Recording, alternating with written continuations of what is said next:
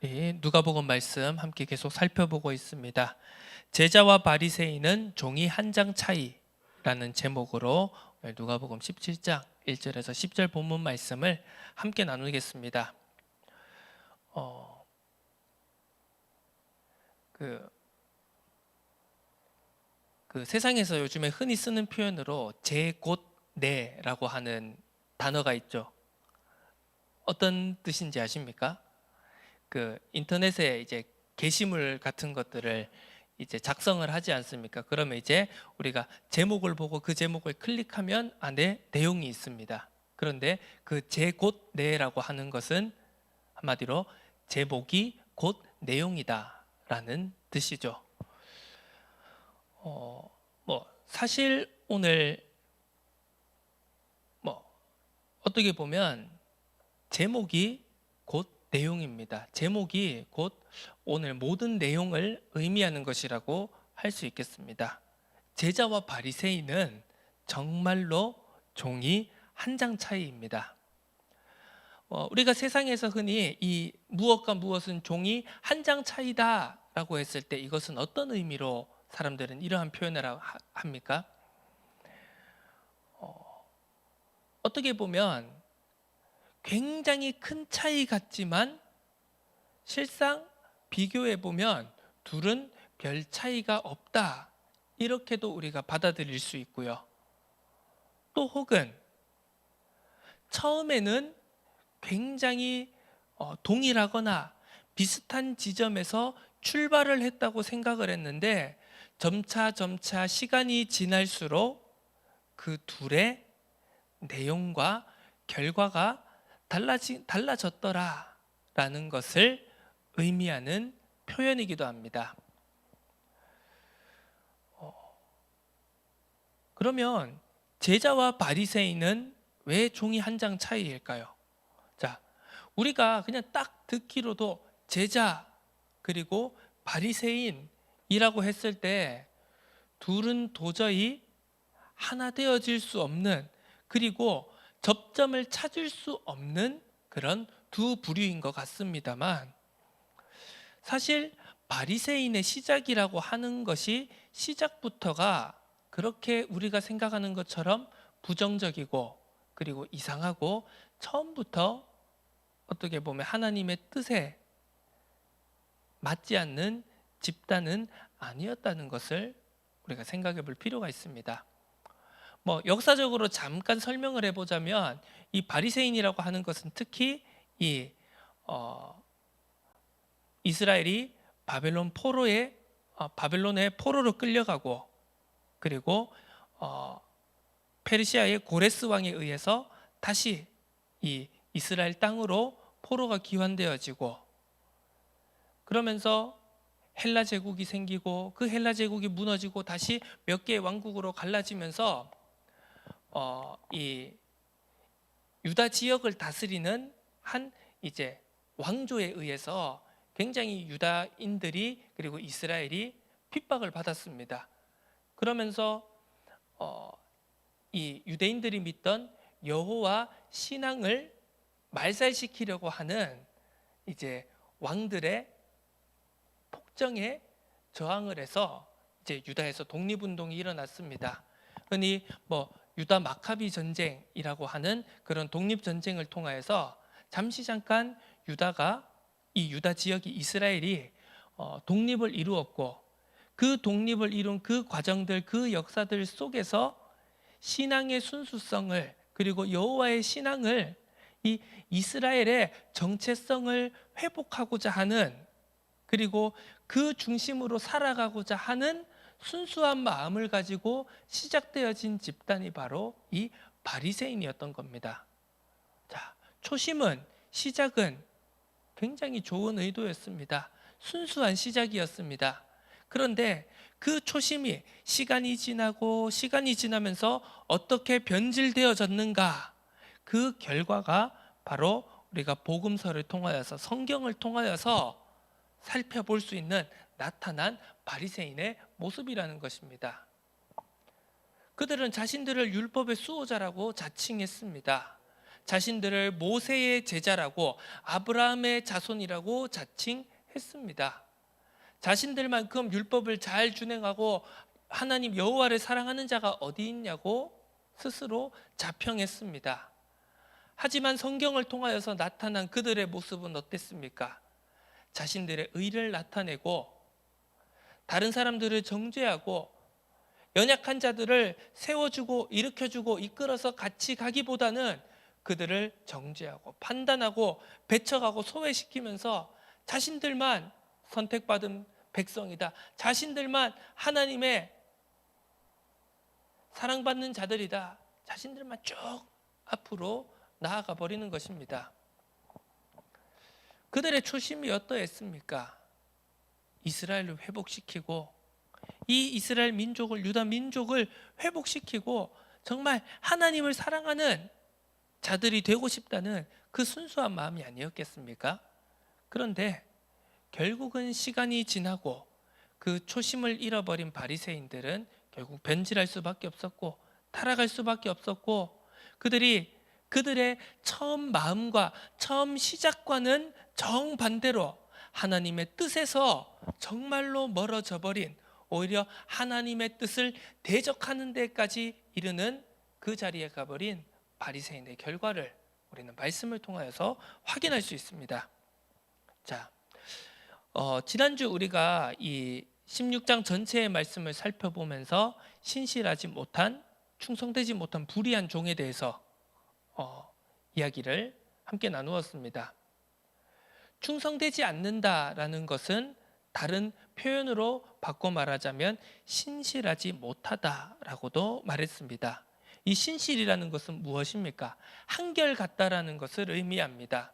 초심을 잃어버리지 않는다라는 것을 의미합니다. 그리고 만일 내가 초심을 잃어버렸다면, 초심이 희미해졌다면 그 매순간 그것을 깨달은 시점에서 되돌이키는 것이 바로 신실하다는 의미일 것입니다.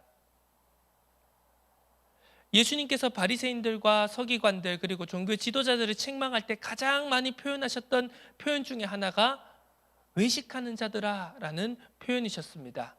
외식하는 자들아, 다른 표현으로 하자면 너희 이 위선자들아 라고 하는 표현이겠죠. 위선이란 무엇입니까? 앞이 다르고 겉이 다른 것입니다. 내가 하는 말과 행동이 다른 것입니다. 자, 우리가 한번 우리 자신을 한번 생각해 보면 그렇습니다. 우리가 아무리 구원받은 자들이고 우리가 그리스도인이고 제자라고 할지라도, 자, 구원받았다라고 말하는, 구원받았다라고 구원의 확신을 가지고 살아가는 신자인 우리가 그러면 현실의 삶에서 우리의 하루하루 속에서 위선적인 모습이 그러면 완전히 사라집니까? 그게 아니죠. 자, 흔히 요즘 세상의 표현으로는 내로남불이라고 하는 그런 자세를 우리는 가지고 있지 않습니까? 자, 믿지 않고 있다가 믿는 그 순간 마음으로 믿어 의에 이르고 입으로 시인하여 구원에 이르는 그 구원의 순간, 내가 하나님의 자녀로 변화되어지고 하나님의 자녀로 살아가는 그 순간부터 우리의 내로남불적인 모습이 다 사라집니까? 우리가 내가 약점으로 생각되어지던, 내가 단점으로 생각되어지던 내 삶의 모습과 행동과 성격과 버릇들이 모두 하루아침에 다 없어지고 사라집니까? 그게 아니죠.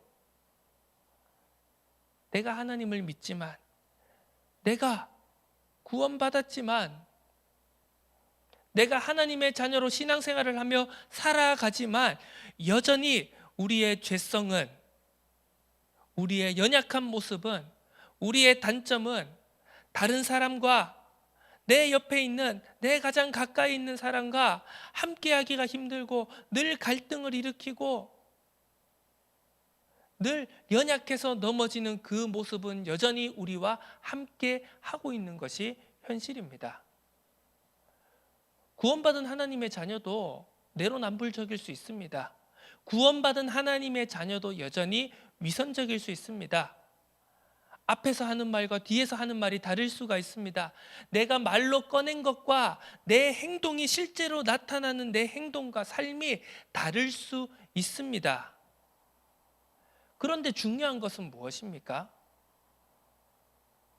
내가 하나님의 자녀이지만, 구원받은 하나님의 자녀이지만 주님께서 주신 사명을 가지고 하나님의 나라를 회복시켜가며 이 땅에서 그리스도인으로 살아가는 제자이지만 내가 여전히 연약하고 나에겐 여전히 죄성이 남아있고 난 얼마든지 넘어질 수 있는 하나님의 주님의 은혜가 필요한 존재라는 사실을 그 순간순간 매 순간순간 인정하는 것이 중요하다는 것입니다.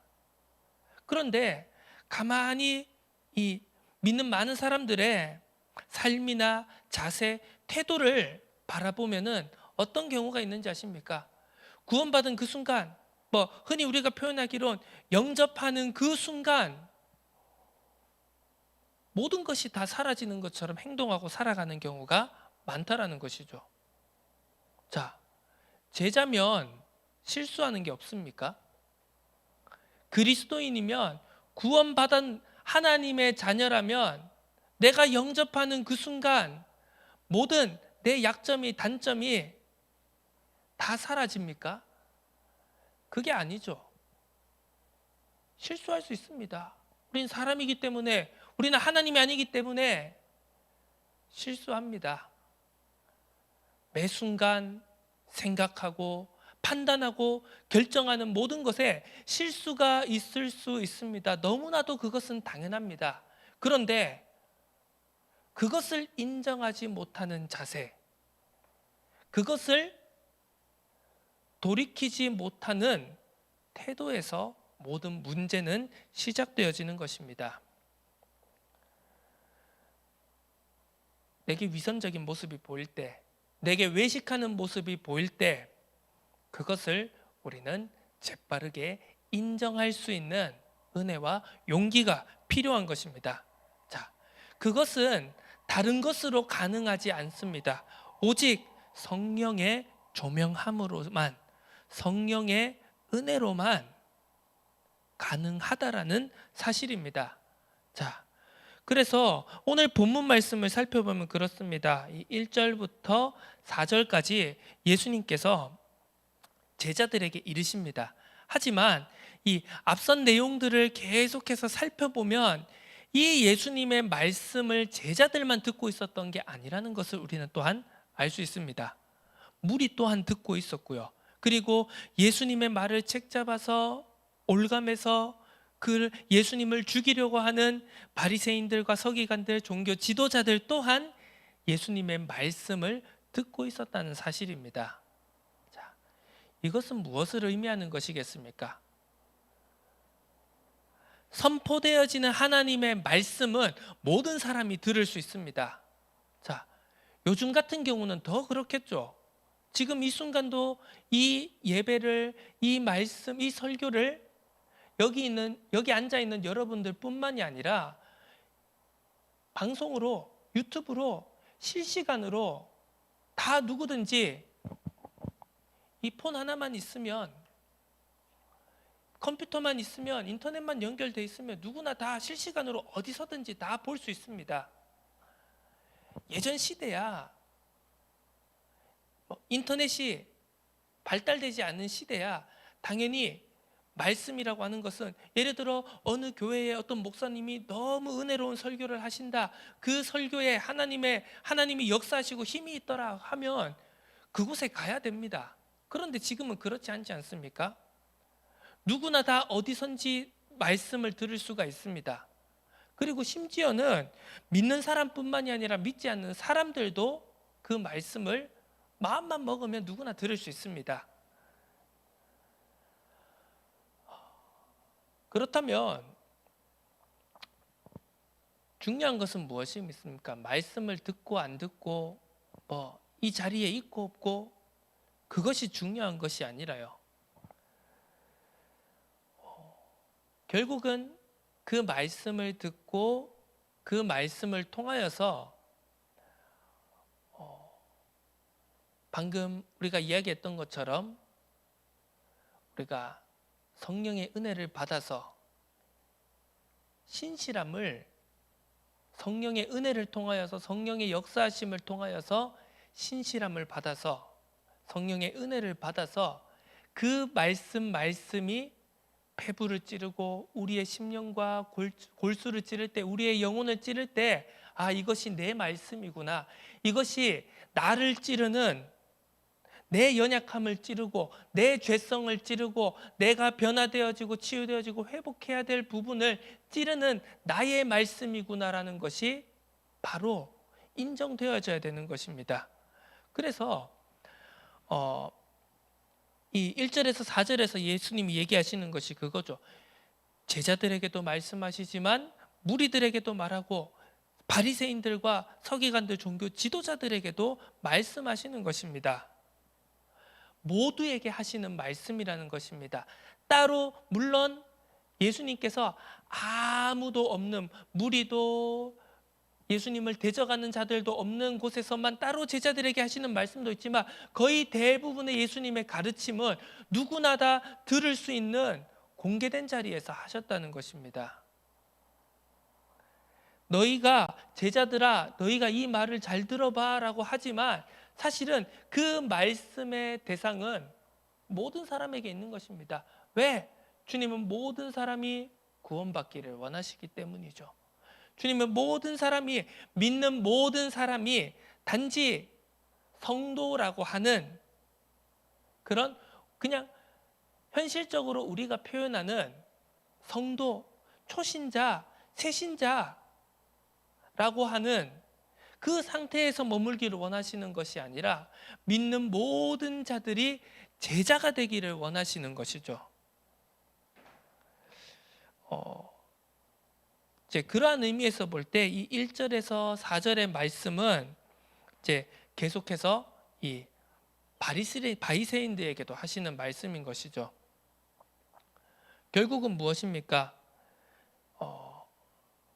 실족하게 하는 자, 한마디로 남을 믿음을 갖지 못하게 구원에 이르지 못하게 실망시키고 방해하는 사람을 가리켜서 이렇게 예수님께서 말씀하고 계십니다. 제자들에게 이 말씀을 하신 이유는 무엇이겠습니까? 야, 너희들 실족하는 자가 되지 마라. 실족하게 하는 자가 되지 마라. 그럴 바에 차라리 맷돌이 목에 맷돌을 이제 줄로 묶어서 그 목에 감아가지고 차라리 너희가 바다에 빠지는 것이 낫겠다. 이렇게 강한 어조로 말씀하시는 이유가 무엇입니까? 지금 그 말씀을 함께 듣고 있는 바리새인들이 바로 그러한 자였다는 사실입니다. 너희 제자들이 신실함을 놓쳐버리면, 한결같음을 놓쳐버리면, 초심을 놓쳐버리면 그 초심을 놓쳤을 때 그것을 빨리 깨닫고 인정하고 돌이키는 그 위선과 외식에서 벗어나지 않는다면 너희도 저기 있는 저 바리새인들과 똑같이 될 것이다 라는 경고의 말씀 아니겠습니까? 자, 그런 말씀을 듣고 이제 사도들이 예수님께 말합니다. 우리에게 믿음을 더하소서. 여기에서 우리는 무엇을 생각해 봐야 되겠습니까? 믿음을 더하소서. 믿음을 더하소서. 이것이 바로 성령의 도움을 주소서라는 말이 아니겠습니까? 우리는 다들 말합니다.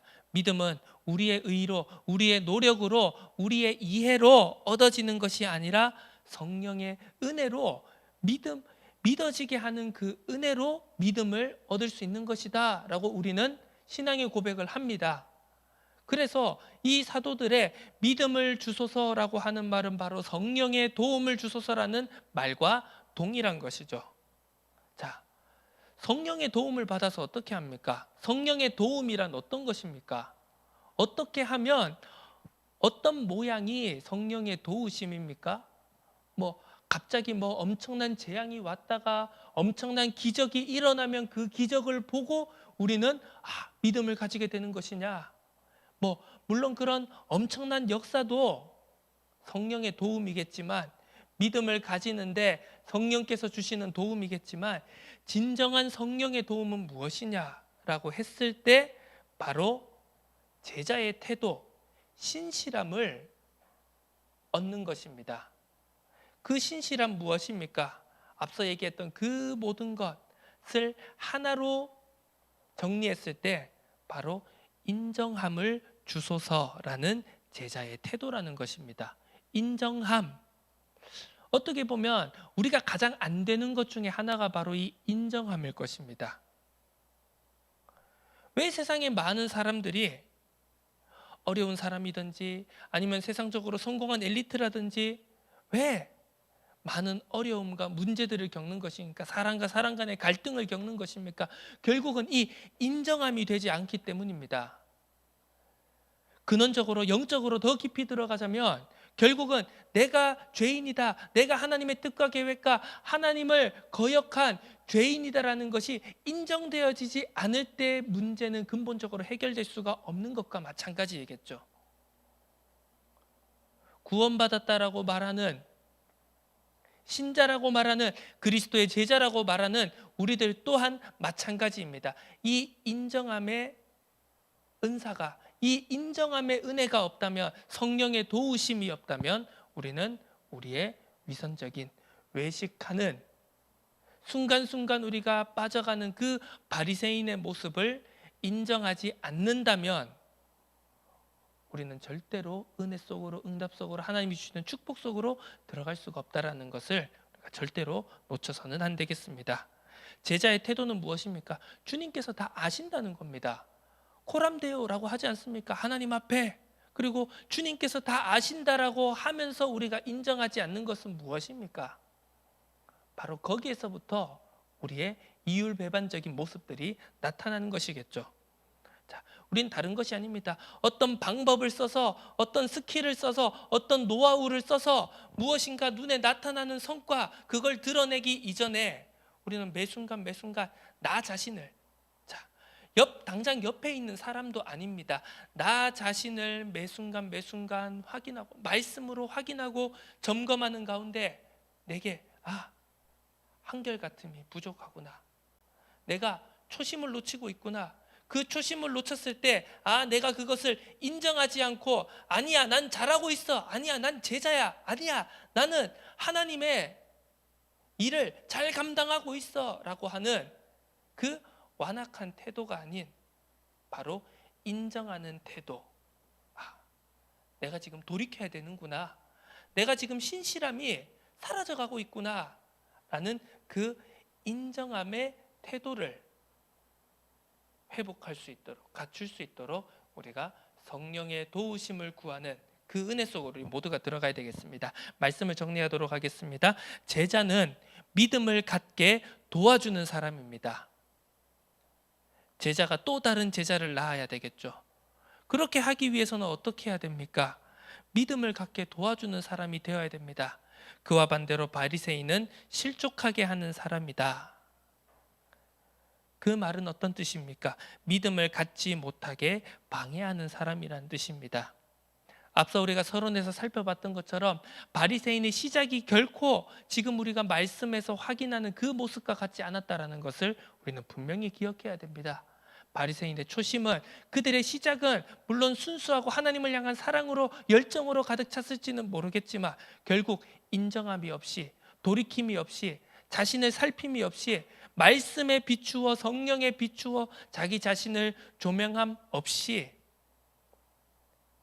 그들의 교만함으로, 그들의 높음으로 나아간 결과 그들은 결국 자신들이 가장 하나님을 사랑한다라고 하는 사람임에도 불구하고 하나님으로부터 미움받고 하나님을 대적하는 자들이 될 수밖에 없었다는 사실, 그것을 반면교사 삼아 우리들 자신, 나 자신 또한 언제든지 그 바리새인들과 같이 변질되어질 수 있다는 그 사실, 우리는 절대로 놓쳐서는 안 되겠습니다. 그러면서 항상 우리는 인정함을, 내 연약함을, 내 부족함을 인정할 수 있는 자세와 태도를 갖출 수 있어야 됩니다. 그것은 우리의 힘으로, 우리의 의지로 되지 않기 때문에 우리는 항상 기도해야 됩니다. 말씀을 붙잡고 성령의 도우심을 구하는, 성령의 은혜와 긍휼을 구하는 그 기도가 날마다 우리 삶 속에서 끊이지 않아야 할 것입니다. 그 속에서 우리는 정말 우리의 연약함을 뛰어넘어 매 순간순간 우리가 연약하지만, 우리가 여전히 넘어지지만, 우리가 여전히 실수하지만, 그럼에도 불구하고 그래, 우리는 우리의 육신의 살아생전 동안 100%를 이루어갈 수는 없지만 그 100%를 향하여서, 온전을 향하여서 날마다 매 순간 힘쓰고 애쓰며 한 걸음 한 걸음 걸어가는 제자구나, 그 삶을 살아가는구나라는 사실을 절대로 놓치지 말고, 완벽해질 수 없다고 낙심하고 넘어지는 삶이 아닌 완전을 향하여서 하나님 아버지의 품으로 가는 그 순간을 소망하면서 우리가 그 길을, 완전의 길로, 온전의 길로 걸어가는 그 길을 절대 포기하지 않는 제자의 길을 우리 모두가 걸어가야 될 줄로 믿습니다. 다 함께 기도드립니다. 하나님 아버지, 감사드립니다. 제자와 바리새인은 종이 한 장 차이라는 말씀을 함께 나누었습니다. 우리는 연약합니다. 우리는 넘어질 수 있습니다. 우리는 실수할 수 있습니다. 하지만 그 가운데서 매 순간 우리의 실수를, 우리의 연약함을 인정하고 고백하는 은혜를 허락하여 주옵소서. 그 믿음을 부어 주옵소서. 그리하여 날마다 매 순간 우리가 신실함을 회복하고 우리의 연약함에서 되돌이키어 우리를 통하여, 완전할 수 없는 우리를 통하여 완전하신 하나님의 뜻이 이 땅 가운데 나타나는 하나님 나라 회복의 주역으로, 제자로 우리 모두가 살아갈 수 있기를 소원합니다. 그 은혜를, 긍휼을 부어 주옵소서. 감사드립니다. 예수 그리스도의 이름으로 기도드립니다. 아멘.